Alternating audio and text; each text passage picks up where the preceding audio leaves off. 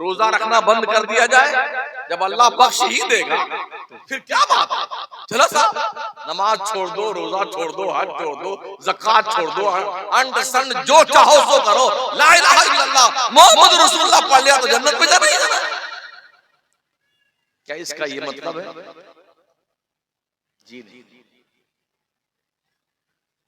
शफात करने वाला पैगंबर भी इबादत करता। हम पर तो 5 वक्त की नमाज फर्ज है, मेरे नबी पे 6 वक्त की नमाज फर्ज थी।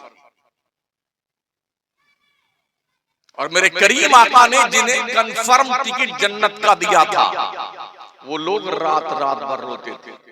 हज़रत अबू बकर, नबी फरमाते हैं जिसे जन्नती देखना है अबू बकर को देख।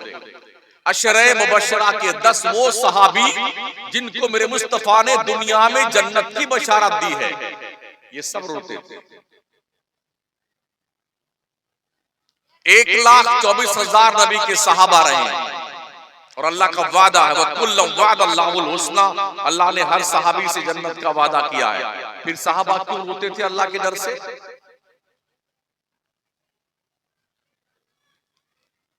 कुछ लोगों को यह शौक चल रहा है कि किसी की तकरीर पर कुछ अपनी तरफ से इरशाद फरमा करके हाईलाइट होना चाहते हैं। भाई हमसे पूछो ना, हमने क्यों कहा और किसके लिए कहा है। क्या कोई मोमिन इसका इनकार कर सकता है कि नबी शफात नहीं करेंगे? हश्र के मैदान में जहां आदम से लेके ईसा अलैहिस्सलाम तक सारे लोग, कयामत तक के लोग जहां पर खड़े होंगे और अल्लाह से बात करने की किसी की हिम्मत ना होगी, उस मौके पे सबसे पहले शफाअत का दरवाजा खोल करके अपने उम्मत के लोगों को बख्शवा कर जन्नत में ले जाने का काम मेरा मुस्तफा करेगा। इसका कौन इनकार करता है? अल्लाह फरमाता है इन्नल्लाह यग़फ़िरु ज़ुनूबा जमीआ, बेशक अल्लाह सारे गुनाह माफ करता है। तो क्या आज के बाद आप छुट्टे सांड बन गए? मस्जिदों पे ताले लगा दिए जाए, नेकियों की तरगीब और तकलीफ जो तबलीग बंद कर दी जाए? इसका ये मतलब नहीं। अल्लाह ने अपने नबी को मुबश्शिर भी बनाया है, नज़ीर भी बनाया है। जन्नत की खुशखबरी भी सुनाओ और जहन्नम से मेरे बंदों को डराते भी रहो। खुदा का खौफ दिल में पैदा कीजिए, अल्लाह का डर दिल पे गालिब रखिए। मेन चीज तकवा और परहेजगारी है, अल्लाह से डरना। तो जो सुन्नी नमाज नहीं पढ़ता है, क्या अल्लाह से डरता है वो? मैं पूरे मुल्क की बात करता हूं, 85% से ज्यादा सुन्नी नमाज नहीं पढ़ता है। अल्लाह की रोजी 3 मरतबा खाएगा हलक के ऊपर, सुबह भी, दोपहर, शाम और दिन भर बकरियों की तरह समोसा, कचौड़ी, पकौड़ी और मिष्टी, दही और जमे क्या क्या ठूस ठूस के खाता रहेगा। ओ अल्लाह के रोजी को खा करके खुदा की बगावत करने वालों, नाफरमानो, तुमने शर्म नहीं आती है?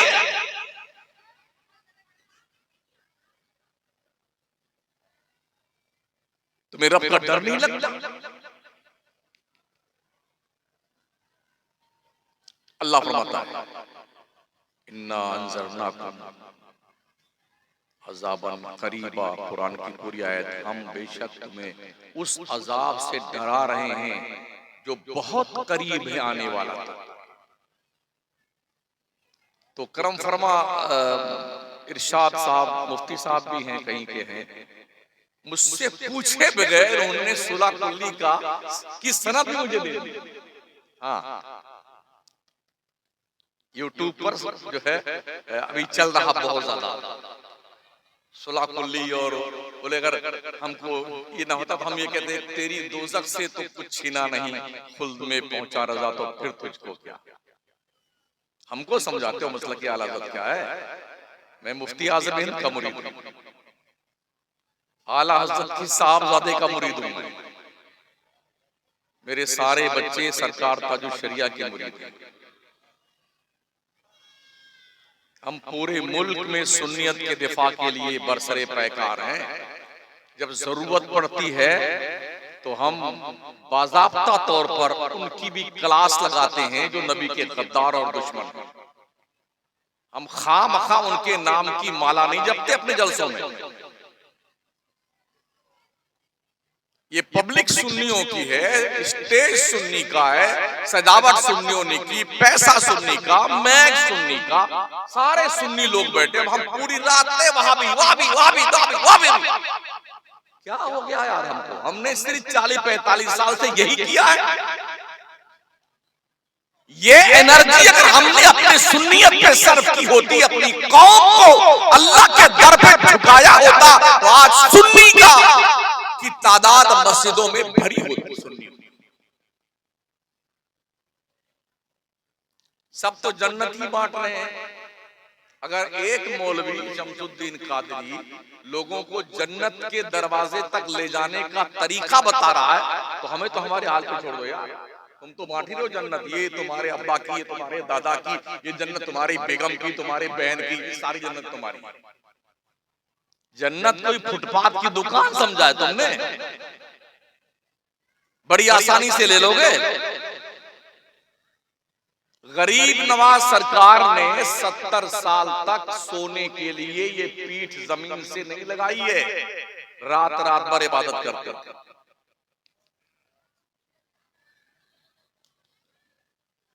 गौसे आजम पीराने पीर रोशन जमीर शेख अब्दुल कादिर जिलानी ने 40 साल तक इशा के वजू से फजर की नमाज अदा की। कहां बैठे हैं? हर नबी ने, हर रसूल ने, हर वली ने बंदों को अल्लाह के दर पे झुकाया है, अपने दर पर।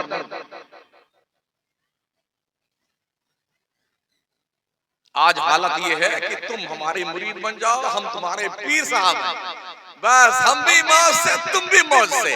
ये पीरी मुरीदी का कॉन्सेप्ट नहीं है। पीर वो है जो कौम के दिल को साफ करे और सर को खुदा की दहलीज पे झुका दे, उसे पीर कहते हैं। अब तो औरतें भी पीर बन गई हैं। हाँ, इतनी बड़ी बड़ी दाढ़ी वाले औरतों से मुरीद हो रहे हैं।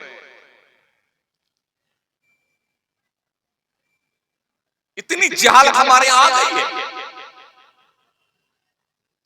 मैं पर्सनल एक नहीं कई दर्जन ऐसे मजारों को जानता हूं जहां ईंट पत्थर भी नहीं है, कोई मुर्दा दफन नहीं है, जहां गधा है, बिल्ली है, वहां भी जो है उर्स हो रहा बिल्ली का।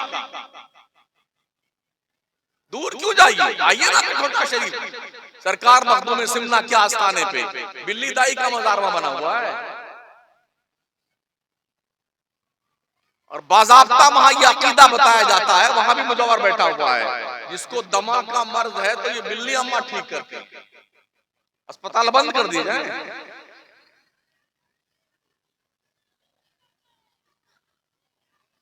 अरे कुछ तो यार हया रखो। बिलाशुबा वलियों को रब ने तसर्रुफात अता फरमाए। मैं यही जब कहता हूं क्या मुझे बता दो आप, गौसे पाक ने अपने पीर का ऐसा उर्स किया था जैसा आज हो रहा है? गरीब नवाज ने क्या अपने पीर का ऐसा उर्स किया था जैसे आज हो रहा है? ये बड़की दे गए, छुटकी दे गए, ये लंगर, ये भंडारा खाओ। अब जो जुलूस निकल रहा है वो कलंदर का जुलूस निकल रहा है, वो हिजड़ों का निकल रहा है, अब उनकी चादर आ रही है, अब नचनिए आ रहे हैं, यही सब रह गया बाजारों पे। और हैरत इस बात पर है, लोग सपोर्ट करते हैं इस खबीस ज़हनियत का। हम यही बोलते तो लोग कहते हैं वहाबियों की बोली बोल रहा है। मुझे बता दो सुन्नियों की ये बोली कहां से है? कहां लिखा है कि औरतें मजार पे जाएं? मेरे मुस्तफा के मजार मुकद्दस के अलावा किसी भी मजार पर औरतों को जाने की इजाजत नहीं है। इमाम अहले सुन्नत ने बाज़ाब्ता तौर पर यह हदीस नक़्द फरमाई, लानल्लाहु अला ज़ायरातिल क़ुबूर, कब्रों की ज़ियारत करने जाने वाली औरतों पे अल्लाह की लानत है।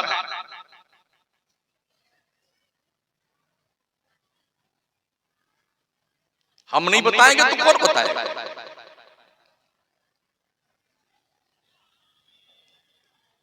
एक मजार देखा, उस मजार के ऊपर इतना मोटा मोटा डंडा लटकाया हुआ है। बड़ा इसमें कभी गए हैं? बोले सोटा वाले बाबा, 25-30 सोटा लटक रहा है। ये क्या भाई, क्या थिंकिंग है ये? अल्लाह वालों ने तो जिंदगियां खपा दी रब को राजी करने के लिए, तुमने उनके किरदार को तमाशा बना के रखा हुआ है। वहां भी जाए चूल्हे बाढ़ में उसकी ऐसी तैसी, हमें क्या करना वहां भी ऐसे। पर मुझे बताओ कहां पर सुन्नियत में ये आता है?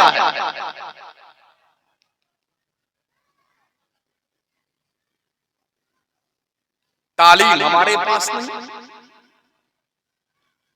दौलत हमारे पास नहीं, शऊर हमारे पास नहीं, छोटे बड़े की इज्जत हमारे पास नहीं, शादी ब्याह में खुराफात का भंडार हमारे यहां लगा हुआ है, और हम ठेकेदार भी हैं ईमान और सुन्नियत के।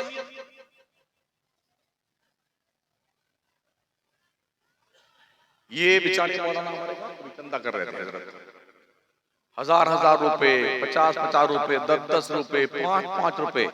ये जरूरत पड़ती है मदरसों के लिए। सारी एनर्जी घंटा 1.5 घंटा उस बंदे खुदा ने सर्च की तुमसे पैसा वसूलने के लिए कि मदरसे के लिए चंदा दो। अगर इसी कौम से कव्वाली नाच गाने पे पैसा तलब किया जाता, बगैर पूछे लाखों रुपया देता बंदा सुन्नी, बगैर पूछे। और यहाँ जो 100 रुपया लेके भी आए हैं ना, तो मौलाना के हाथ ही में देना चाहते थे ताकि उनका नाम लिया जाए कि हमने भी दिया 100 रुपया, और उनके नाम पे नारे लगते, ये हमने भी अंदाजा लगाया।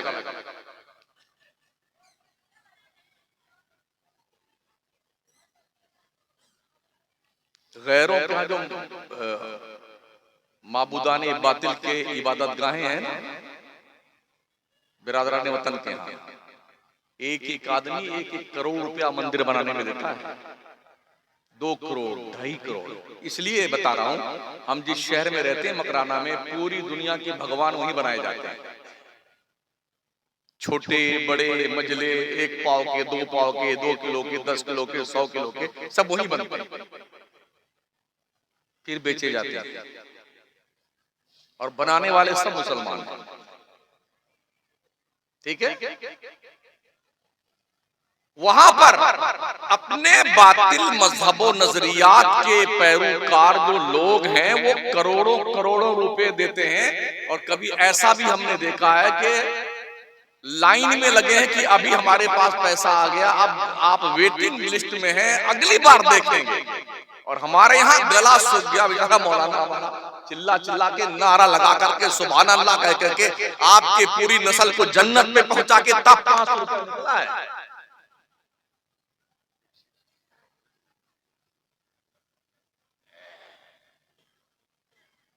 एक भी ढंग का कोई स्कूल है सुन्नियों के पास में।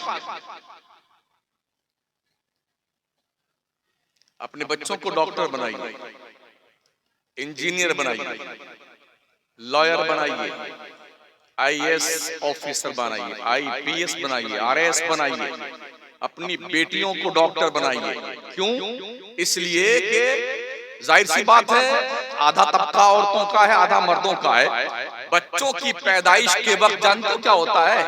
औरतें नंगी होती हैं अस्पताल में, जहां पर गैर मुस्लिम या मर्द डॉक्टर होता है, वो आकर के मादरजाद नंगा करके औरत को देखता है। कम से कम तुम्हारी बेटी मुस्लिम कौम की डॉक्टर रहेगी, इतना तो लिहाज होगा कि आपके बहन बेटी का वो पर्दा तो महफूज रखेगी।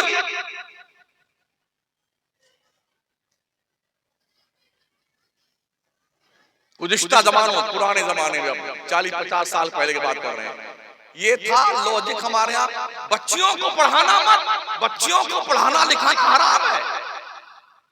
एक जमाने तक यही राग गाया गया कि बच्चियों को मत पढ़ाओ, बच्चियों को मत पढ़ाओ, बच्चियों को मत पढ़ाओ। अब वही फतवा देने वाले बच्चियों का दारुल खोले बैठे हुए। आज क्या हो गया भाई? क्यों जायज? ये वक्त की जरूरत है इसलिए कि बाप क्वालिफाइड होगा, वो तो दिन भर थका हारा स्कूल में, कॉलेज में, ऑफिस में, दुकान पे, मार्केट पे सारा वक्त गुजारता है।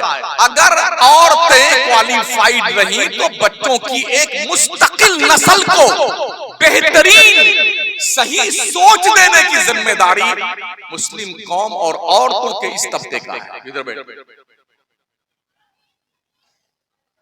ये औरतें जिस दिन अपनी जिम्मेदारी महसूस कर लेंगी, अगर ये क्वालिफाइड है तो बच्चों की पहली यूनिवर्सिटी माँ की गोद है। अगर यहाँ बच्चे सुधर गए तो कॉलेज की चौखट तक पहुंचते पहुंचते एक बेहतरीन बच्चा आपका इस्लाम का नुमाइंदा दिखाई पड़ेगा।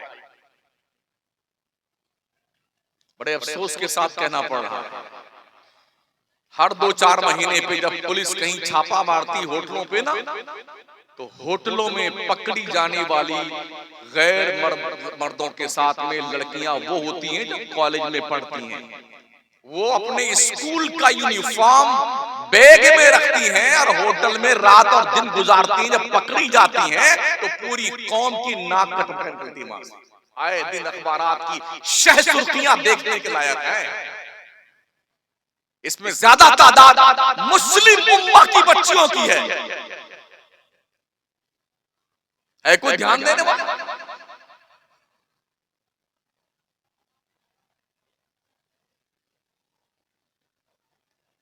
हमने मुल्की पैमाने पर सिर्फ एक दानिशगाह जो मारहरा शरीफ है, वहां के पीराने तरीकत को और उनकी तकरीरों को, उनके एक्टिविटीज को देखा। उनका एक ही कहना है, आधी रोटी खाओ, बच्चों को पढ़ाओ। तालीम पर ज्यादा फोकस डालिए, इसलिए कि किसी भी कौम के रोशन मुस्तकबिल की जमानत पढ़ी लिखी जनरेशन होती है, क्वालिफाइड जनरेशन होती है। जाहिलों से जहालत तो परवान चढ़ सकती है, कौम और मिल्लत के दरमियान उजाला नहीं फैल सकता है। ये रोशनी पढ़े लिखे लोगों से आए। इसलिए बच्चों को पढ़ाइए और बच्चियों को पढ़ाइए। प्यारे आका सल्लल्लाहु ताला अलैहि वसल्लम के प्यार दीवाने, जब अहादीस की कुतुब का मुताला किया तो पता ये चला, जब अजिल्ले सहाबे के बार किसी मसले में उलझ जाते थे और तस्फिया नहीं होता था, तो उस मसले का क्लियरेशन करने के लिए अम्मा आयशा सिद्दीका की चौखट पे सहाबा हाजिरी देते थे कि हम सहाबा इसमें उलझे हुए हैं, आप फैसला दीजिए। तो सबसे फाइनल फतवा अगर कोई देती थी तो सैयदा आयशा सिद्दीका देती, क्योंकि उन्होंने हुजूर की मईयत में, आपकी रिफाकत में, आपके घर में सैयदा आयशा ने होश की आंखें खोल करके जिंदगी के कई साल गुजारे थे।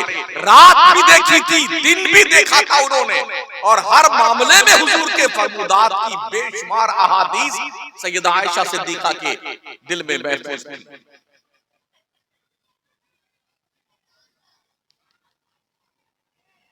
अभी आपने देखा होगा, आपके इसी गालिबन वेस्ट बंगाल का ही मामला है।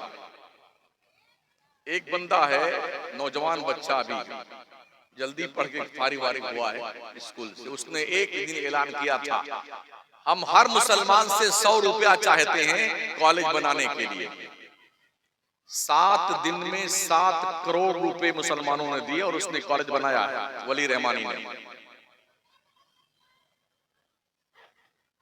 7 दिन में 7 करोड़ से कहते हैं।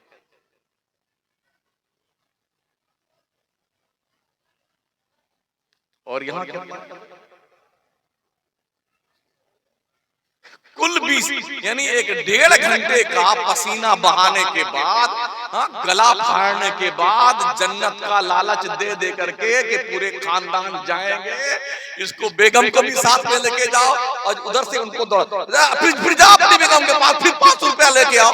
ये सब जिम्मेदारी गारंटी देने के बाद 20,000 रुपये नहीं आई है। ये जागरूकता हमारी है।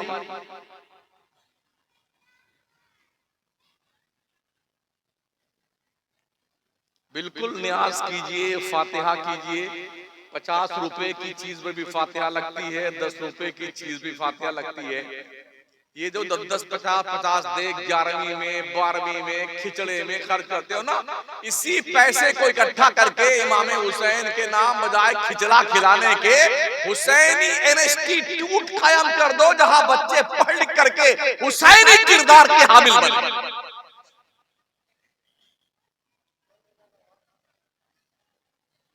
जीलानी इंस्टीट्यूट, मोइनुद्दीन चिश्ती यूनिवर्सिटी, इमाम अहमद रजा यूनिवर्सिटी, ये बनाओ ना। क्या दिक्कत आती है आपको? क्यों नहीं बनाते हो? ये क्यों पैसे बर्बाद करते हो खुराफातों पे? यूं माशाल्लाह 2-2 प्लेट खाने के बाद 3-3 प्लेट बड़ा मजा आ गया। हाँ, नमक भी ठीक था और मिर्ची भी ठीक थी, बहुत स्वादिष्ट सामान था, सिर्फ इतने काम के लिए।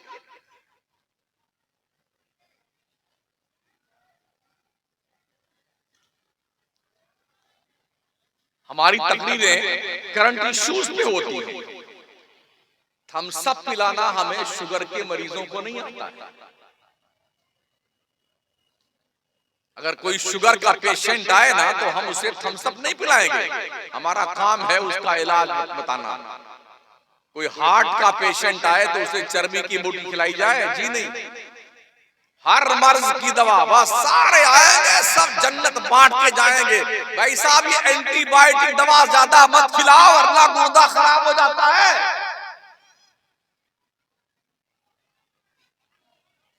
जलसे कराओ, हर आलिम को उन्वान दो कि जनाब अल्लामा महोदय आपको इस उन्वान पे तकरीर करनी है, और तैयारी करके आना 1 घंटा 1.25 घंटा।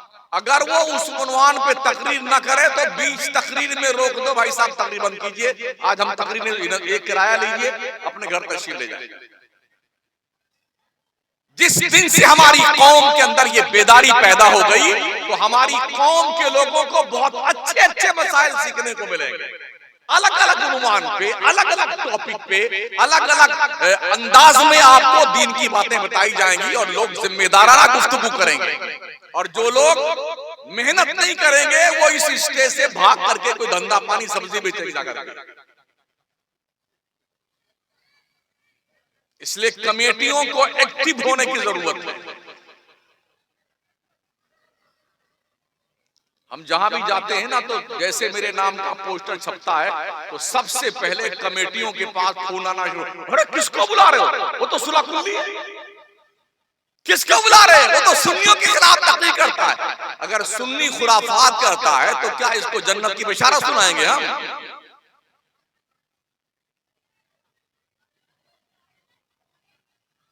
बताऊं मैं आपको, ये पिछले साल से पहले साल हजरत सुभानी मियां साहब किबला ने ऐलान फरमाया था कि आला हजरत के आस्ताने पर हुजूर मुफ्ती आजम हिंद के मजार पर कोई चादर नहीं चढ़ाएगा।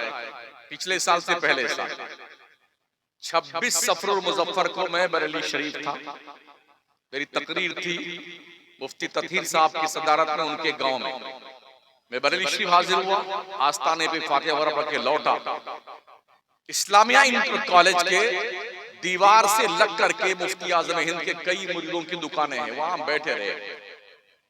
तो हजरत ने मना फरमाया, मैंने जायजा लिया कि दरगाह शरीफ क्षेत्र में रजा नगर सौदागरान मोहल्ले में किसी दुकान पर चादर नहीं दिखी मुझे, मगर हमारी कौम के नौजवान गुंडे बदमाश मवाली टपोरी टाइप के सुन्नी इधर इस जलसा हो रहा है इस्लामिया इंटर कॉलेज के अंदर, उलमा खिताब फरमा रहे उर्से रजा की तारीख में 25 सफर मुजफ्फर को, और उसके बगल के सड़क पर कम से कम 3 घंटा जाम किया सड़क। नौजवानों ने डीजे लगा करके चादर का जुलूस निकाला बगावत करने के लिए। हमको क्यों रोका गया चादर चढ़ाने से? शर्ट उतार करके यूं नचा रहे थे और डांस कर रहे थे। पिछले साल से पहले साल की बात।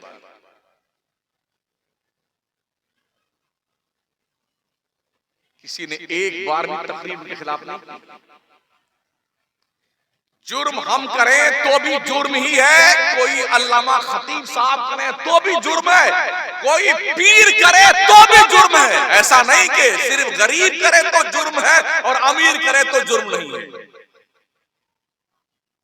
हालांकि अभी जो मुल्क का हाल यही है, गरीब कोई मच्छर मार दे तो कातिल कहलाता है, और सियासतदान चाहे 7 खून कर दे तो उसे माफ कर दिया जाता है। यही है ना। डरिए अपने रब से, सिर्फ रब से डरना सीखो, रब से और किसी से नहीं। जो बंदे रब से डरते हैं ना, दुनिया उनसे डरती है। डरना शुरू करो अपने परवरदिगार से। ये भी सुन लो, अगर आपने ये सोच रखा है कॉलेज में यूनिवर्सिटी में हमारे बच्चे पढ़ने जाएंगे तो वहां से बहुत बढ़िया सुन्नी बन के आएंगे, गलत सोच आपकी।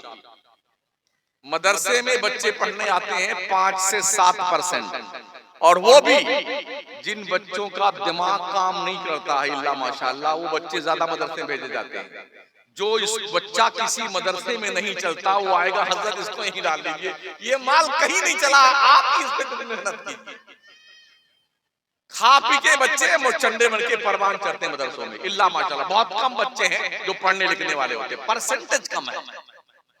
और जो थोड़ा माइंडेड जीनियस बच्चे होते हैं उन्हें स्कूल भेजा जाता है, कॉलेज, यूनिवर्सिटी, और उनका ईमान संभालने और बचाने के लिए वहां कोई सुन्नी लेक्चरर नहीं है, कोई सुन्नी प्रोफेसर नहीं है, कोई सुन्नी मास्टर नहीं है। तो हमारा वो बच्चा जब डॉक्टर बन के निकलता है, लॉयर बन के निकलता है, तो वो मुज़फ़्फ़फ़ बन के चलता वहां से। घर सुन्नियों का था, सुन्नियों के घर पैदा हुआ, सुन्नियत के माहौल में जवान हुआ, मगर कॉलेज यूनिवर्सिटी की तालीम ने उसे पिलपिला बना दिया या दीन से बेगाना बना दिया। आप चले जाइए मुस्लिम यूनिवर्सिटी में, गिन लीजिए उंगली पे कितने सुन्नी लेक्चरर हैं। आप चले जाइए जामिया मिल्लिया में, हमदर्द में चले जाइए। हमने अपनी सारी एनर्जी सिर्फ खुराफात में खर्च की है, और अफसोस ये है जो माइंडेड लोग थे वो खामोश तमाशाई बने बैठे थे। कौम जिधर जा रही उधर जाने, जिस जगह पे चल रही चल रही, जो कर रही उसे करने दो। करोड़ों रुपए का ताजिया हर साल सुन्नी बना करके मट्टी में पलीत करके आता है, करोड़ों रुपए। शहर जयपुर में 400 ताजिए ऐसे निकलते हैं जिन्हें गवर्नमेंट ने परमिशन दिया हुआ। कोई ताजिया 1 लाख से नीचे नहीं होता है। 400 ताजिया, 1 लाख ही आप जोड़े तो कितने रुपए हो गए? 4 करोड़ रुपए का ताजिया एक शहर में जो रजिस्टर्ड ताजिया है उन पर खर्च होता है, और दिन में निकालता है जुलूस, शाम को खड्डे में पटक के आ जाते हैं। जिस कौम को इतना शऊर ना हो कि ये बांस की फट्टियां और चमचमी और कागज की पन्नियां डाल करके और इमाम हुसैन बना करके, अली असगर, अली अकबर, नन्हे अली असगर को बना करके हजरत सकीना जिंदाबाद जिंदाबाद ये पटका, और जब दरिया में नहीं डूबता तो कूद कूद के डुबोते उस पे बैठ करके। आंखों देखी बात, एक शहर में 4 करोड़ रुपए सुन्नी मुसलमान मट्टी में दफना देता, और पूरे मुल्क का हाल ये है। कुछ ऐसे इलाके जहां 18-18, 20-20 लाख का एक एक ताजिया बनते देखा है। अगर ताजिया के बारे में कुछ बोल दो तो हमारा सुन्नी का कहता है वहां भी हो गया हमारा।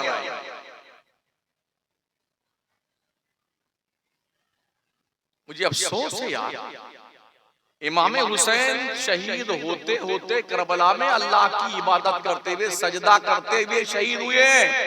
और सुन्नियों, तुम्हें इमाम हुसैन का सजदा क्यों याद नहीं आता? तुम्हें ताजिया याद आता है? अल्लाह रहम फरमाए हमारी कौम पर। आजकल की शादियों के हालात तो ऐसे हैं कि लगता ही नहीं कि मुसलमान की शादी।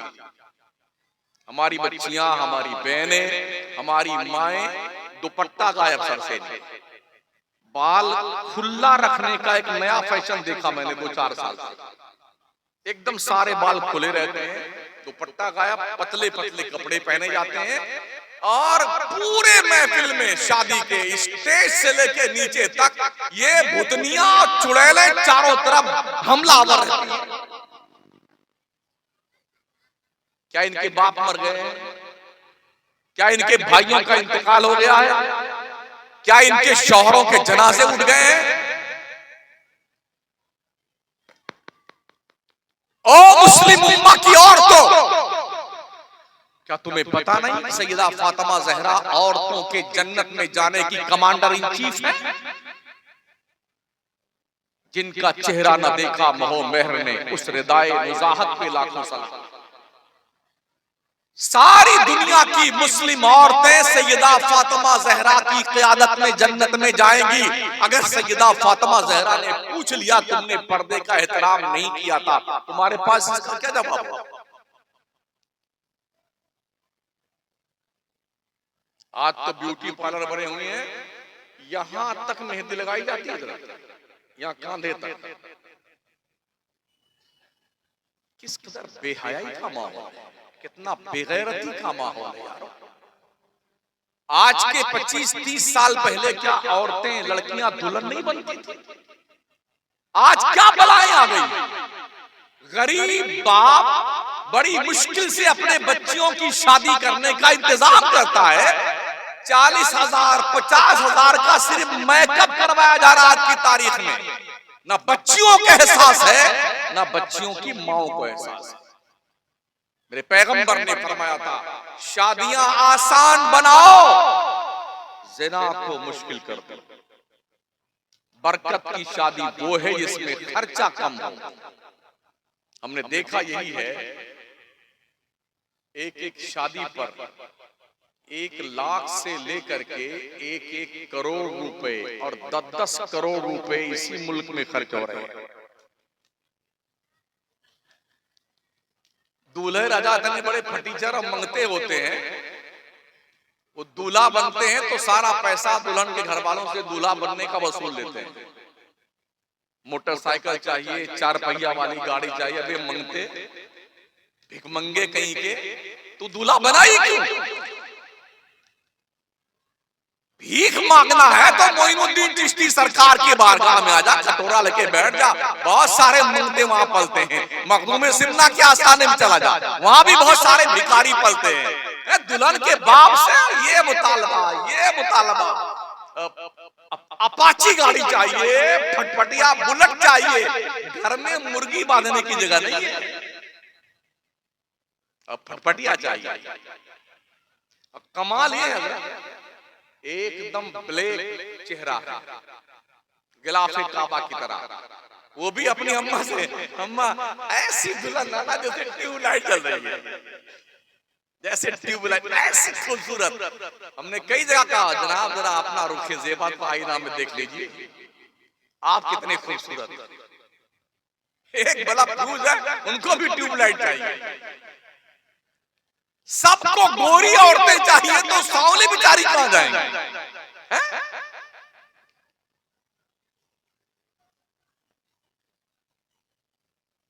अगर एक बाप जिसकी आमदनी पर डे सिर्फ 500 रुपए, मुझे बताओ वो घर का खर्चा चलाए या अपनी बेटी का दूल्हा बनने वाले शख्स के मंगते के लिए फटफटिया का इंतजाम करे? हमारे इन स्टेजों से इसका मुतालबा बहुत कम होता है। ये हमारी कौम का सबसे बड़ा नासूर, मिल्लत का कैंसर है, जिसके अंदर जूझ रही है पूरी सुन्नियत। जिस बाप के 2-3 बच्चियां लगातार पैदा हो जाएं और 500 रुपए की पर डे कमाई बेचारे की, तो घर चलाए कि शादी के लिए अपने बच्चे? हम भी पढ़ते हैं अखबार, कहीं ना कहीं हर दिन अखबार की सुर्खी मिल जाती है, एक बाप ने अपने 2 बेटियों के साथ जहर खा करके कुएं में छलांग लगा दी। एक माँ अपने बच्चियों के समेत पेट्रोल डाल करके आग लगा के मर गई। किसकी बुनियाद? कौम के उन राक्षस, डाकू, लुटेरे लोगों के लिए जिनकी तोंदें बगैर ससुराल वालों के पैसों के नहीं भरती हैं। इस डर से कि बच्ची के लिए अगर हम रिश्ते का इंतजाम करेंगे तो पैसे हमारे पास नहीं है, और कोई शख्स ऐसा नहीं मिलता है जो बगैर जहेज की शादी करे। मुझे आप बता सकते हैं कि कितने साल से जलसा हो रहा है? आपका जलसा कितने साल से हो रहा है? 15-20 साल से। इस 15-20 साल के अंदर कभी जहेज के खिलाफ कोई तकरीर सुनी आपने? अल्हम्दुलिल्लाह, 2 ही लोग 3 हैं हिंदुस्तान भर में। हम भी पूरे मुल्क में घूमे, कोई मतलब नहीं। हमको जो याद है वो सुना के चले जाएंगे। 10-15 सामने बैठे जिंदाबाद जिंदाबाद जिंदाबाद, हम समझते हैं हम बहुत कामयाब खतीब हो गए। जी नहीं, कोई मतलब नहीं ऐसी तकरीरों का जिन तकरीरों से अगर जलसों में इस्लाह का तसव्वुर नहीं पैदा होता। ऐसे जलसे बाज औरत की तरह है। बेदारी पैदा और उलमा और कमेटियां चाह रही तो क्या नहीं हो सकता यार। अल्लाह का शुक्र है हम उलमाए किराम ने मकरानी शहर में और कौम की जिम्मेदार कमेटियों ने मिलकर के वो कदगन लगाया। 27 साल से हमने ये पाबंदी लगा रखी शहर मकराना में कोई लड़की वाले के यहाँ खाना नहीं खिलाया जाएगा शादी में। जी, शादियां होंगी लड़कियों की, खाना नहीं मिलेगा बारात। चाय पीजिए, शरबत पीजिए, निकाह पढ़ाइए, चुपचाप अपने घर जाइए, वलीमा कर लेना दूसरे दिन। लड़कियों के यहाँ खाना नहीं। सामूहिक विवाह हो रहा है राजस्थान भर में, हिंदुओं में भी मुसलमानों में भी। बहुत कम पैसे लिए जा रहे हैं, कहीं कहीं तो 1-1 रुपया लेकर के 100-100 बच्चियों की शादियां करवाई जाती हैं एक पंडाल के लिए। कोई खर्चा नहीं चाहिए, घर बसाना चाहिए। औरतों के अंदर अल्लाह ने बरकत रखी है। अगर आप शादियां आसान बनाएं तो जो औरत आपके घर में आएगी अल्लाह की तरफ से बरकत लेके आएगी। ये अहद कीजिए कि मुझे अपने लाडले शहजादे की शादी में कोई जहेज का सामान लेना ही नहीं है। ये अहद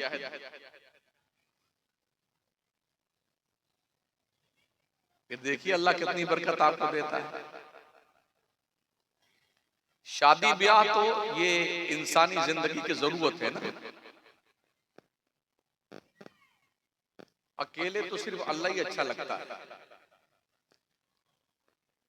ला रहबानियत फिल इस्लाम, पैगंबर फरमाते हैं इस्लाम में जोगीपन नहीं है।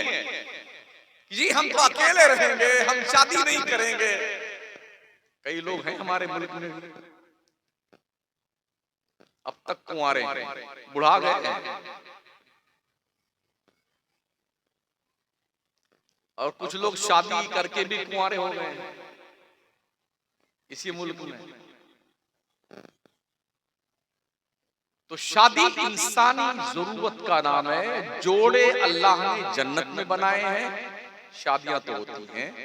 इसलिए शादियों को करने के लिए पैगंबर इस्लाम ने फरमाया है 4 बुनियाद पे शादी होती है। या तो आदमी शादी करता है हुस्न की बुनियाद पर, खूबसूरती की बुनियाद, या शादी करता है हसब नसब की बुनियाद पर, खानदान बड़ा है, या शादी करता है रुपया और नोट मिलने की बुनियाद पर, या शादी करता है दीनदारी की बुनियाद पर। अब सुनिए पैगंबर क्या फरमाते हैं। जो इसलिए शादी करते हैं कि बहुत खूबसूरत औरत मिलेगी, फरमाया पे पैगंबर ने ये हुस्न ज्यादा दिन तक नहीं रहता है, ढल जाता है। जो शादी करते हैं हसब नसब की बुनियाद पे, खानदान बड़ा है, अगर कोई वक्त आया तो लाठी चलाने वाले हमारी तरफ से कई लोग आ जाएंगे। मेरे पैगंबर फरमाते हैं अल्लाह तुम्हें जलील कर देगा। अगर कोई शादी करता है कि यहाँ से पैसा बहुत मिलेगा तो अल्लाह तुम्हें मंगता और भिखारी बना देगा। जो शादी करता है कि दीनदार लड़की है इसलिए शादी करो, तो आका फरमाते हैं अल्लाह ऐसी शादी में बरकत पैदा करता है। फैसला आपने करना है कि आपको कौन सी शादी पसंद है। ये 4 क्वालिटी है। शादी सेलेक्ट कीजिए। जिन्होंने अब तक शादियां नहीं की हैं लड़कों ने, और जल्दी है कोई शादी का उनका नंबर आने वाला है, तो उनसे मेरी गुजारिश है, अगर तुम्हारे अब्बा अम्मा नहीं मानते हैं कि जहेज तो हम लेंगे ही, तो जैसे कल शादी है तो आज ही रात में टिकट कटा के चुपके से बंबई भाग जाना। और जब कल शादी के मौके तुम्हें ढूंढे अम्मा अम्मा की गुड्डू कहाँ गया, तो पता चले हो तो बंबई भाग गया। अब ले जाओ बारात, किसके ले जाओ? अर्रिजालु कव्वामूना अला निसा, रब फरमाता मर्द औरतों पे हाकिम है। हाकिम इतना मंगता तो भिखारी तो नहीं होता है, कल्लाश तो नहीं होता है। कितना बड़ा फटीचर है, पहली रात में जाता है अपने बेगम के कमरे में, जरा मेहर माफ कर दो। अबे बेशरम, पहली रात में औरत के सामने हाथ जोड़े खड़ा हुआ है, मेहर माफ कर दो। जब तुझे इतना भी नहीं देना आता तो शादी करने क्यों चलाता?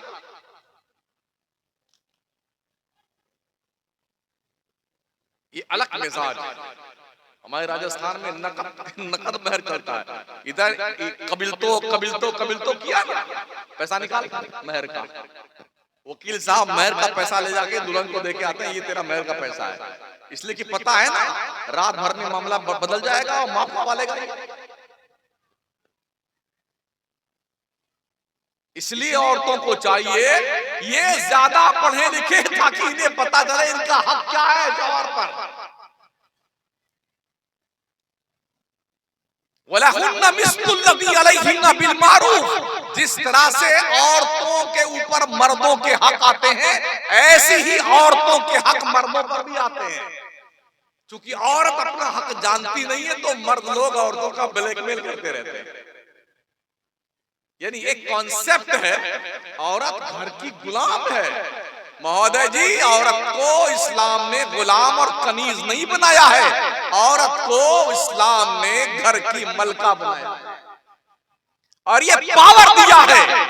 अगर बेटी पैदा हो, बाप और माँ खुश होकर के परवरिश करें और इज्जत से शादी कर दे, तो मुस्तफा ने बेटी की परवरिश पर माँ बाप को जन्नत की बशारत दी।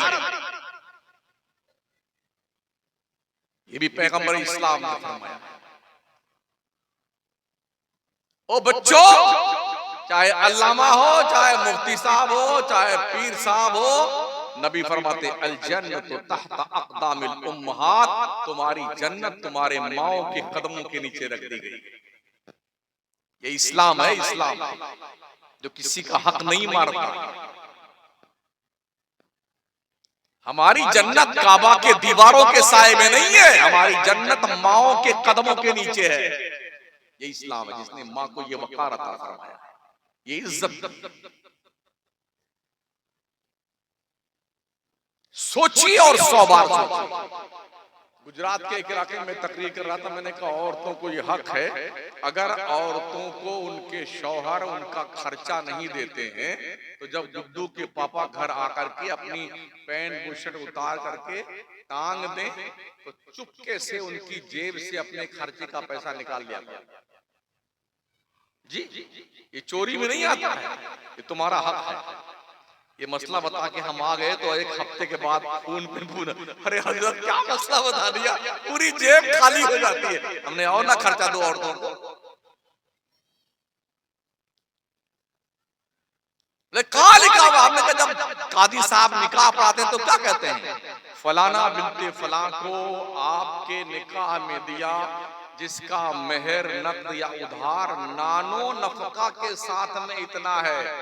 ये नान और नफका क्या है? रोटी और खर्चे का पैसा है महोदय जी, ये दिया कीजिए बीवियों को, वरना ऐसे पैसे तुम्हारे साथ होते रहेंगे।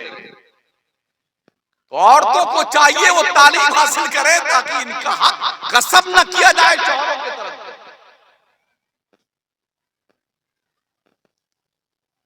पढ़ाइए अपने बच्चों को, दीनदार बनाइए। बगैर दीन का इल्म हासिल किए आप खुदा की इबादत भी ढंग से नहीं कर सकते।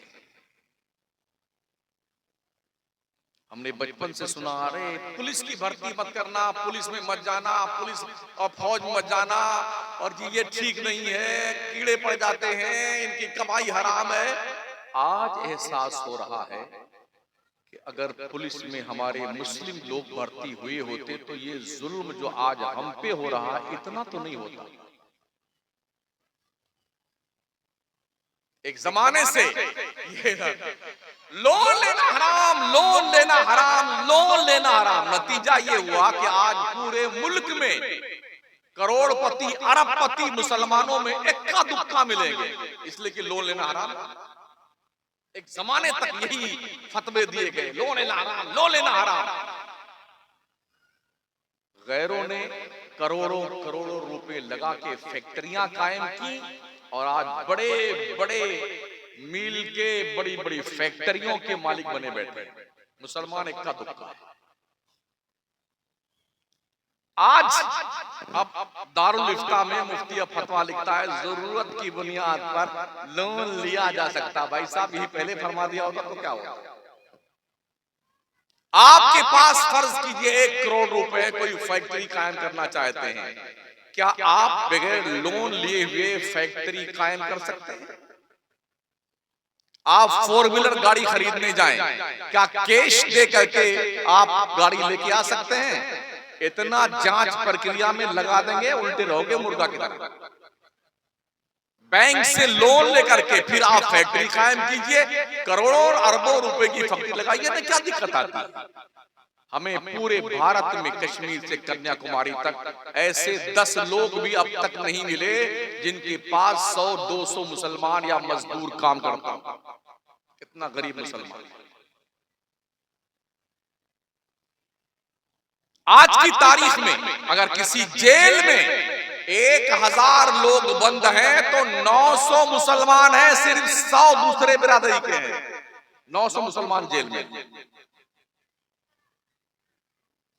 अगर यकीन नहीं आता है, अभी अक्षरधाम पे हमला हुआ था कोई 37-38 साल पहले, कई मुसलमान तकरीबन 37 या 38 मुसलमानों को गिरफ्तार किया था। 37 साल बाद 2 साल पहले फैसला दिया जज साहब ने, बाइज्जत बरी किए जाते हैं, इनका कोई कसूर नहीं मिला। तो 37 साल तुमने घास छीला है, घास मुसलमान के तुमने 37 साल बर्बाद कर दिए कि इसकी तबाही, इसकी जिंदगी खत्म हो गई। जो कमाई के दिन थे, जो लाइफ बनाने का दिन था, वो जेल में सड़ा दिया। आज भी मोहम्मद खालिद उमर नाम का बच्चा, कश्मीर का, कितने बच्चे हैं दिल्ली की जेल में सड़ रहे हैं, कसूर कोई नहीं। अभी पिछले साल मुंबई में तकरीबन 17 लोगों को 23 साल के बाद ये कहकर के हुकूमत महाराष्ट्र की हाई कोर्ट ने फैसला दिया इन मुसलमानों का कोई कसूर नहीं मिला, इसलिए बाइज्जत बरी किया जाता। भाई साहब, ये 23 साल तुमने क्यों बर्बाद किए? क्या हमारी हुकूमत इतनी गूंगी बहरी और अंधी है, किसी का जुर्म साबित करने के लिए 23 साल लग जाते हैं? जी नहीं। एक मुनज़्ज़म प्लानिंग है, मुस्लिम कम्युनिटी के क्वालिफाइड ग्रेजुएट बच्चों को उठाओ, किसी न किसी जुर्म में इनको फंसा करके जेल में सड़ा दो, ताकि इस कौम का मुस्तकबिल चौपट हो जाए और बर्बाद हो जाए। क्या इस माहौल में आपकी जिम्मेदारी नहीं बनती कि आप पढ़िए?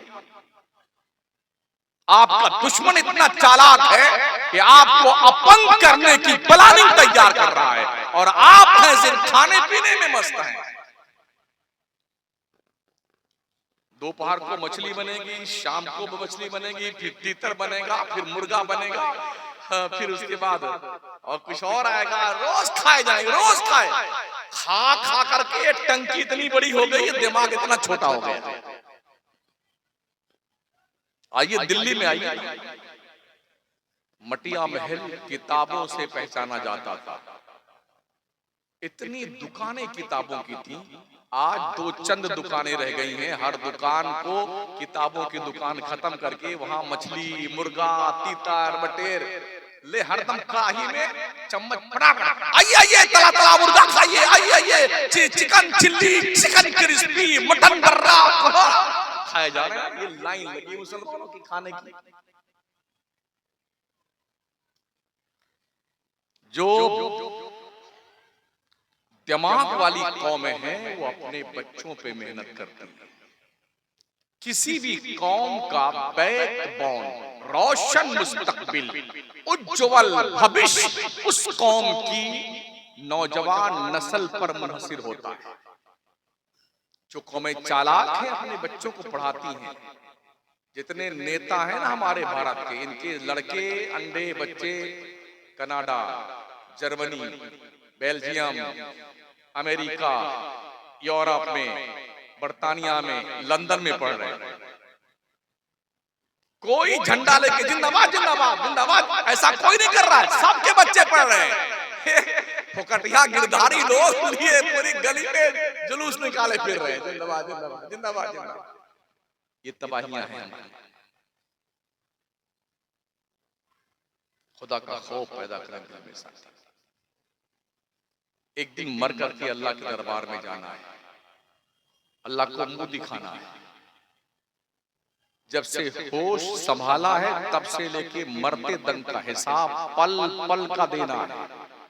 वत्तक़ू यौमन तुरजऊना फीही इलल्लाह। रब फरमाता बंदे डर उस दिन से जिस दिन तेरी पेशी अल्लाह के दरबार में होने वाली है। अल्लाह एक एक नेकी का हिसाब लेगा। सुम्मा लतुसअलुन्ना यौमइज़िन अनिन नईम। अल्लाह तुमसे अपनी हर नेमत के बारे में सवाल करेगा, बंदे तूने मेरी नेमत का कैसे इस्तेमाल किया। आज हम दौड़ रहे हैं, बोल रहे हैं, चिल्ला रहे हैं, कुछ पकड़ रहे हैं ना, जानते हो कल हश्र के मैदान में जब बंदा पुलसरात के इस पार खड़ा होगा तो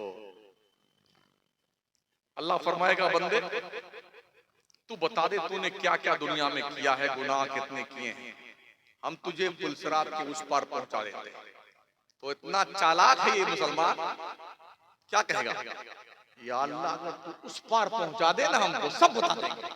यानी उसको ये लगा हुआ अगर इधर बता दिया तो कोई ऐसा ना फिर जहन्नम में ढकेल दिया जाए, तो वहां भी चापलूसी चापतराई देखिए, उधर पहुंचा दे सब बता देंगे। जब अल्लाह उसको उस तरफ पहुंचा देगा पुलसरात के उस पार, जो 50,000 साल का रास्ता है एक पल में, जब उस तरफ पहुंच जाएगा तब अल्लाह कहेगा, बंदे बता तूने वादा किया था, तूने गुनाह क्या क्या किया है। तो जानते क्या कहेगा, अरे हमने तो कोई गुनाह नहीं किया, या अल्लाह हमने कोई गुनाह नहीं किया है। अल्लाह फरमाएगा, अगर मैं तुझे तेरे सामने गवाही पेश कर दूं तो जल्दी कोई है, जब यकीन हो जाएगा कोई नहीं तो क्या कहेगा, हाँ हाँ तू गवाही पेश कर दे। अब अल्लाह फरमाता, अल यौम नख्तिमु अला अफवाहिहिम व तुकल्लिमुना अयदीहिम व तशहदु अर्जुलुहुम बिमा कानू यक्सिबून। आज के दिन हम तुम्हारे मुंह पे मुहर लगा देंगे, ये मुंह बंद कर देगा अल्लाह, और हमारे खिलाफ ही हमारा हाथ गवाही देगा। या अल्लाह से बोलेगा, या अल्लाह तूने मुझे बनाया था अच्छा काम करने के लिए, इस बंदे ने मेरे हाथ के जरिए से फला फला गुनाह किया।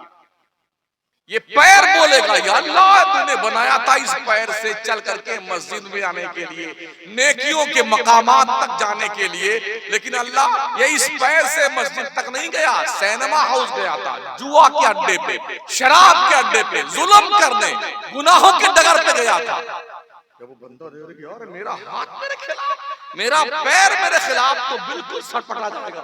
अब तो चोरी पकड़ी गई रंगे हाथ, तो बड़े हसरत से अल्लाह के रहमत की तरफ देखेगा कि अब तो मारे गए कायदे से। अल्लाह की रहमत जोश में आएगी, रब फरमाएगा, जा बंदे तेरी ये मजबूरी देख के हम तुझ पर रहम करते हैं, जा जा जन्नत में चला। तो क्या इसका मतलब ये है कि ये सोच करके कि हमारे साथ भी ऐसा ही होगा तो कुछ भी करो अल्लाह तो भेज ही देगा जन्नत में। कितने भी गुनाह कर लो अल्लाह तो बख्श देगा।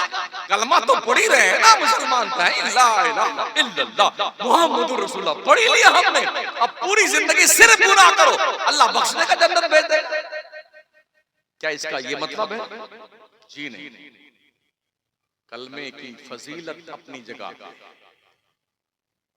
मन क़ाला ला इलाहा इल्लल्लाह फदखलल जन्नह, अल्लाह के नबी फरमाते हैं जिसने ला इलाहा इल्लल्लाह कह दिया वो जन्नत में दाखिल हो गया।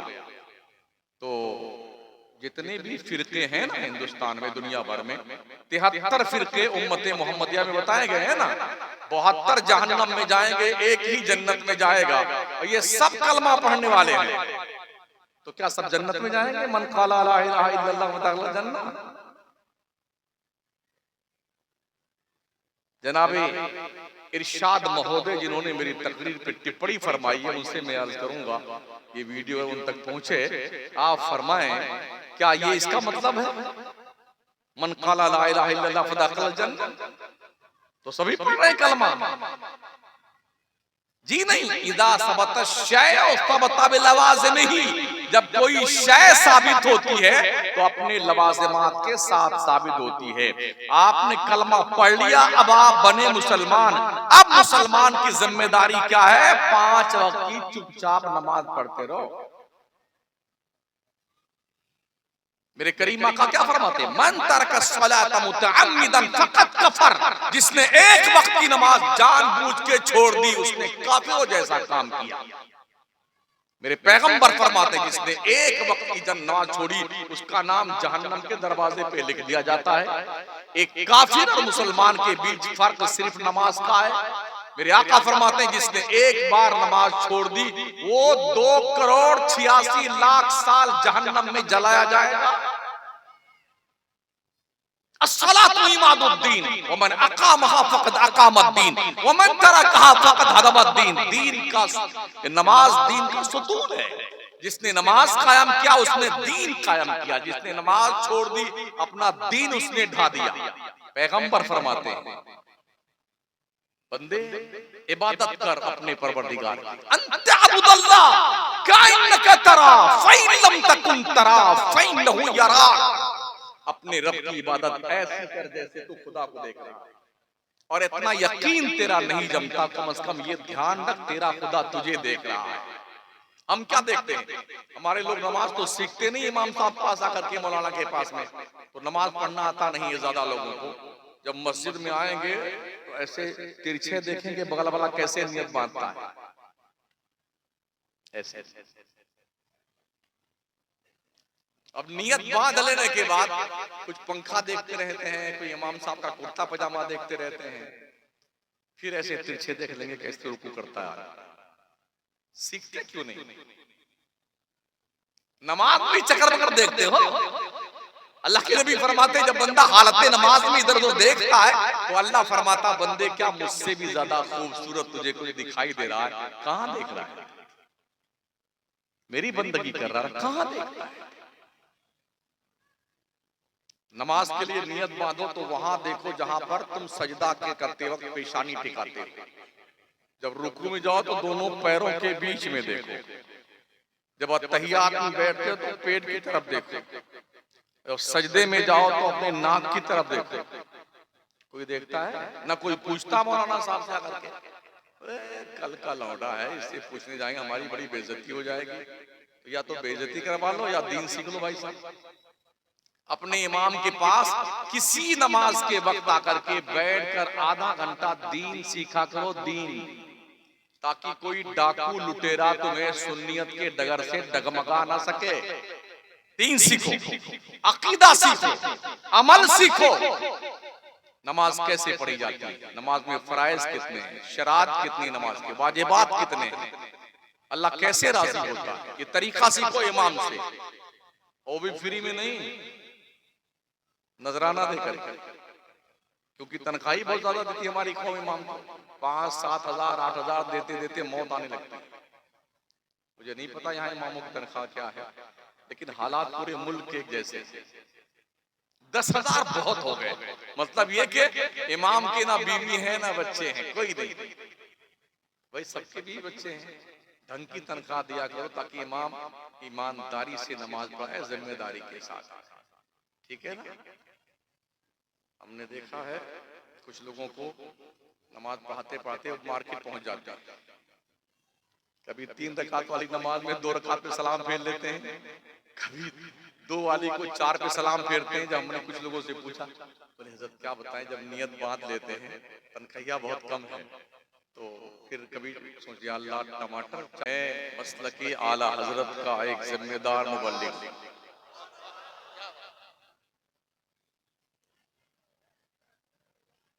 हमारी कौम में जो बुराइयां फैली हुई हैं, मैं उन बुराइयों को दूर करने की कोशिश करता हूं। इससे हमारे हिज़्बे मुखालिफ को खुश होने की कतई जरूरत नहीं है।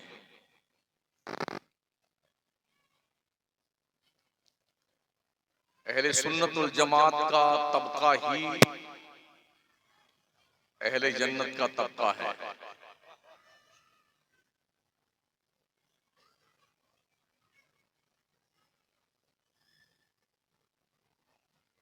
छोटी छोटी क्लिप बना करके मेरी और अपने अकायदे बातिला और खबसाए जमाना के नजरियातो अफकार को पेश करके ये समझाना चाहते हैं कि ये मौलाना जो है ये हमारी बात हो रहा है, ये तुम्हारी बात नहीं है, हमारी ही बात है जिसे हमने कहना छोड़ दिया था। गुज़िश्ता 42 साल से मैं तकरीर कर रहा हूँ और जो हमने हालात का जायजा लिया है कश्मीर से लेकर कन्याकुमारी तक, हमारी कौम को हमने जलसों से अमल की दावत कम दी है, सिर्फ जन्नत का लालच दे करके ब्लैकमेल किया है।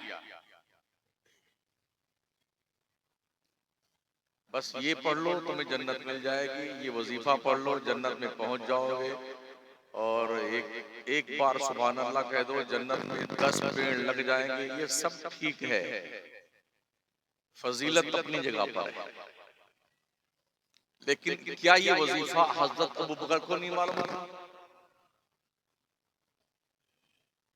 वो रात रात भर इबादत करके अल्लाह के दरबार में क्यों रोते थे? क्या हजरत उमर को ये वजीफे पता नहीं थे जो आज 1400 साल के बाद हमारे पास आए हैं?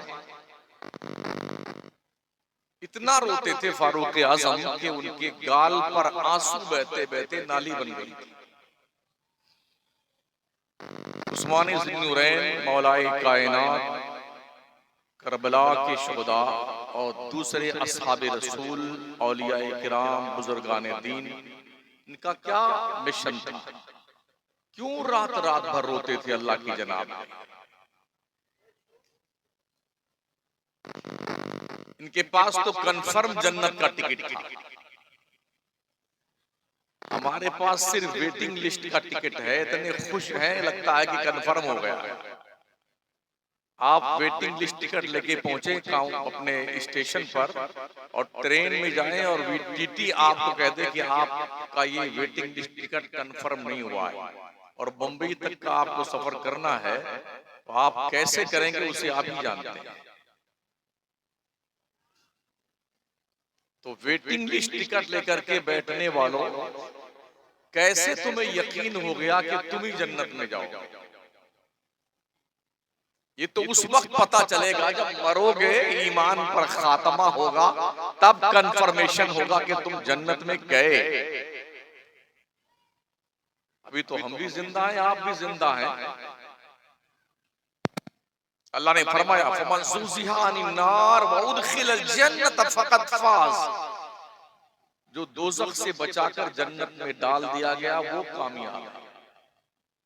ईमान पर खात्मा होगा तभी आपको जन्नत में जाने का चांस मिलेगा, और ईमान पे खात्मा ना हुआ तो सीधे जहन्नम में ढकेल दिए जाओगे। ये गारंटी किसी के पास नहीं, ना हमारे पास में है ना आपके पास में। इसलिए मरते दम तक अपने ईमान की फिक्र करते रहो और अमल के मैदान में अल्लाह रसूल ने जो फरमाया है उसकी ताबेदारी करते रहो।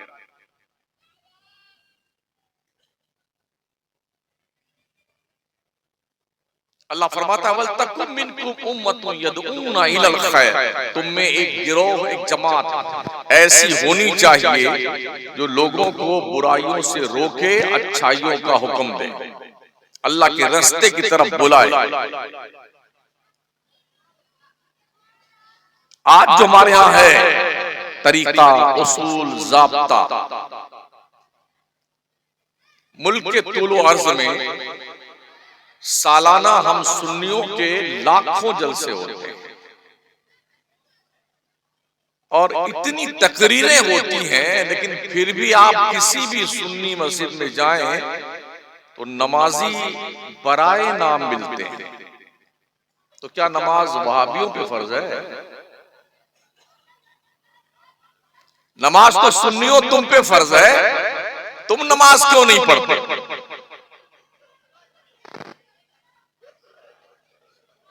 अभी एक मौलाना का वीडियो देखा, वो ऐलान कर रहे थे, गांव वालों 4 दिन हो गया है मस्जिद में जमात नहीं हुई, अल्लाह के वास्ते 1-2 तो आ जाओ कि जमात हो जाए मस्जिद में। मेरे नबी पूरी रात क्यों रोते थे? यहां तक के अम्मा आयशा सिद्दीका फरमाती हैं, मुस्तफा करीम सल्लल्लाहु तआला अलैहि वसल्लम जब सजदे में सर रखते तो रोते रोते मुसल्ला भीग जाता था। खड़े होते तो खड़े खड़े रोते रहते, दाढ़ी शरीफ भीग जाती थी, हिचकियां बन जाती थी, और आका करीम के दिल की धड़कन की आवाज में ऐसे सुनती थी, खौफे इलाही की बुनियाद पर, जैसे देगची में सालन पकते वक्त आवाज आती है, ऐसे नबी के दिल की आवाज आती थी। वो तो जन्नत के मालिक थे, क्यों रोते थे? मेरे रब ने इरशाद फरमाया, ताहा मा अंज़लना अलैकल कुरआन लितशक़ा इल्ला तज़किरतन लिमन यख्शा। मुस्तफा प्यारे, हमने कुरान इसलिए नहीं उतारा है कि तू मशक्कत में पड़ जाए। क्यों इतना रोता? ये कुरान तो नसीहत के लिए है, जो डर वाले हैं उनके लिए। मेरे नबी पूरी रात खड़े रह के अल्लाह की इबादत करते, हत्ता तवर्रमत कदमा, खड़े रहते रहते पूरे दोनों पैर सूज जाते थे। ये इबादत का तरीका। जन्नत का मालिक इतना इबादत करता है तो हमको तो पता ही नहीं हम कहां जाएंगे, हमारे जुम्मा का पता नहीं है। पता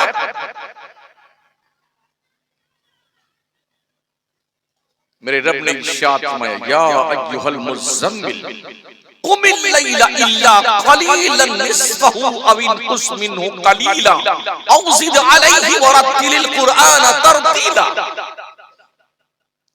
ओ चादरे नूर ओढ़ने वाले, रातों को इबादत कर मगर थोड़ी रात जाग, मगर पूरी रात बंदगी मत कर मेरी। कुमिल लैल इल्ला कलीला, रात में खड़े होके मेरी इबादत कर मगर थोड़ी रात तक। कितना?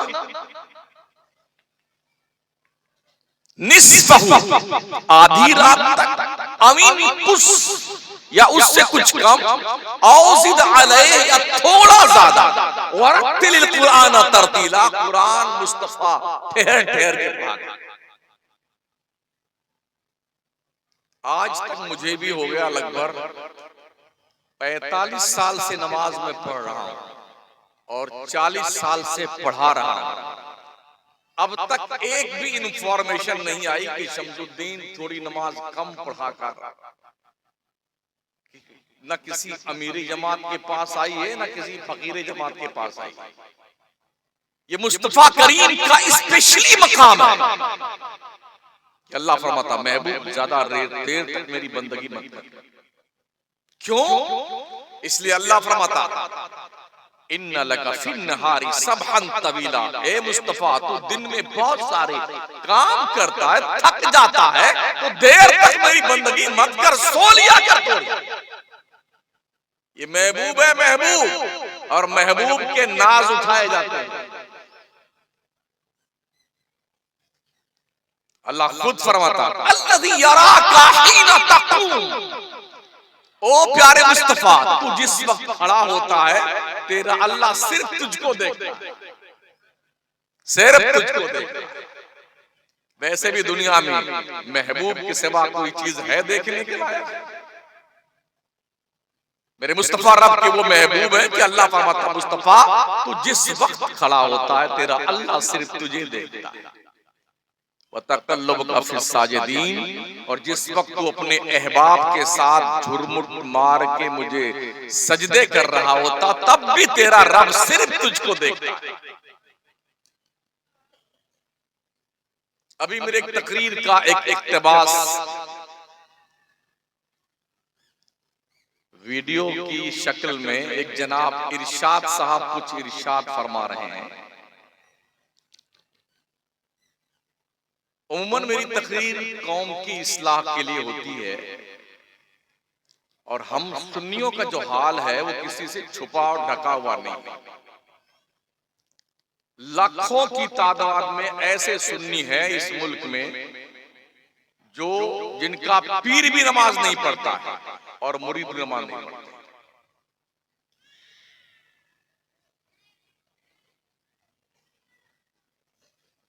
उस तनाजुर में मेरी गुफ्तगू है कि तुम्हारा किसी का बाप भी बख्शवा नहीं सकता। तो जनाब ने इसको उठा करके आकाए करीम तक पहुंचा दिया। क्या हमें नहीं पता है हदीस शिफा? जिब्रील आए मुस्तफा की बारगाह में, उन्होंने अर्ज की, अल्लाह के रसूल, अल्लाह ने फरमाया है जाओ मेरे मुस्तफा से कह दो अगर तुम चाहो तो तुम्हारी आधी उम्मत को बख्श दूं, अगर चाहो तो तुम शफात ले लो। तो जिब्रील ने भी अर्ज की ना, तो आका ने फरमाया मुझे शफात चाहिए, आधी उम्मत बख्श दी गई तो आधी को क्या करेंगे हम? शफात ले ली है, ताकि जब तक मेरा एक भी उम्मती दोज़ख में रहेगा तब तक मैं अल्लाह से शफात करता रहूंगा। मेरा मौला मेरे सारे चाहने वालों को दोज़ख से निकाल के जन्नत में डाल देगा। ये शफात है मुस्तफा। अंबिया शफात करेंगे, शुहदा शफात करेंगे। हदीस शरीफ में आया है शहीदों के खून के एक एक कतरे के बदले में उम्मते मोहम्मदिया के 70,000 गुनहगार बख्शे जाएंगे। हाजी शफात करेगा, आलिम शफात करेंगे, नाबालिग बच्चे मर जाएं तो वो बच्चे भी शफात करेंगे। इसीलिए जनाजे की नमाज जब नाबालिग बच्चे की पढ़ी जाती है तो उस दुआ में शाफ़िअ व मुशफ़्फ़ा लिखा हुआ आता है, ये आदमी पढ़ता है। और बच्ची मर गई है, नाबालिगा है, तो शाफ़िअतन व मुशफ़्फ़ा लिखा हुआ आता है, ये पढ़ा जाता है। वो भी शिफात करेंगे। शिफात का एक चैप्टर है, उससे किसी को इनकार नहीं। बोले अल्लाह जिसके दिल में जर्रा बराबर राई का ईमान होगा सबको जन्नत में भेजेगा। हमारा ईमान है इस पर।